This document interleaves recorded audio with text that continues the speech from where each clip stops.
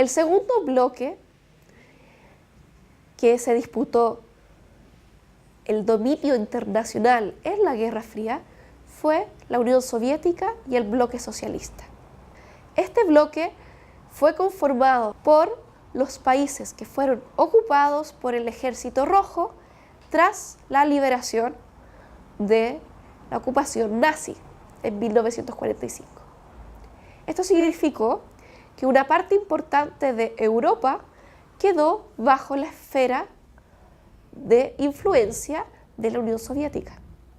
Países como Polonia, Checoslovaquia, Yugoslavia, los 3 países bálticos, Letonia, Lituania y Estonia, y parte de Alemania, pasaron a convertirse en países socialistas que seguían las directrices de la Unión Soviética en su política económica y en su política internacional. Los países que estaban controlados por el Ejército Rojo no pudieron ser parte del Plan Marshall, es decir, no recibieron la ayuda económica para reconstruirse por parte de Estados Unidos. Así, la Unión Soviética tuvo que ayudarlos para reconstruir su industria, sus viviendas y su economía luego del desastre que había significado para estos países la Segunda Guerra Mundial. Recordemos que gran parte de las batallas de la Segunda Guerra Mundial sucedieron en estas zonas de Europa. Al mismo tiempo, la Unión Soviética crea una alianza estratégica que intentó equipararse a la OTAN.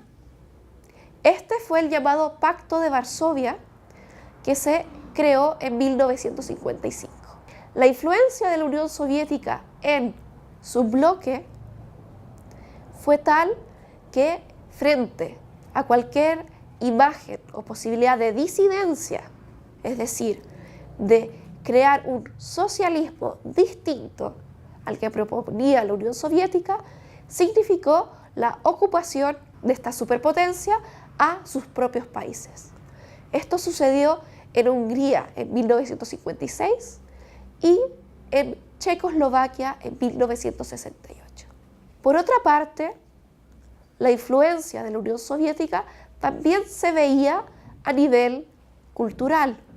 Había una fuerte influencia de las imágenes, de los íconos soviéticos, en este caso la bandera roja, la hoz y el martillo, que significaban o representaban la ideología comunista.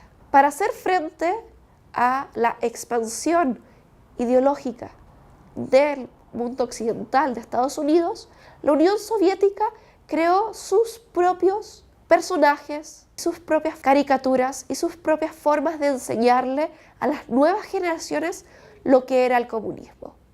Un ejemplo lo van a ver en un link de YouTube que les presentará una caricatura sobre Cheburaska, un mono soviético que comparte con los niños soviéticos las distintas posibilidades laborales que tenían en la Unión Soviética. El final de la Unión Soviética comenzó con la disidencia en sus países aliados. Desde 1980, en Polonia se había dado el movimiento de solidaridad, el cual buscaba establecer sus propios paradigmas dentro del comunismo. También fue rechazado por la dirigencia desde la Unión Soviética. Posteriormente, en Checoslovaquia, en 1988, comenzó un movimiento de disidencia nuevamente contra el control central de la Unión Soviética. En 1989, en Alemania, se dio un movimiento de jóvenes que querían detener la influencia soviética y tener la decisión de sus propias vidas.